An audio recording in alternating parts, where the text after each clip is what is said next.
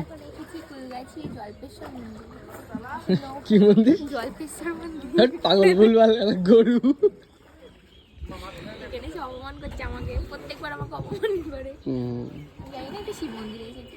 এখন হচ্ছে নৌকা সুন্দর সুন্দর এরা চলে যাচ্ছে। এরা কোথায় যাচ্ছে? তুই যাবি নাকি? না, আমাকে নেবে না, ডুবে যাবে সব। 1 কুইন্টাল হয়েছে ওয়েট।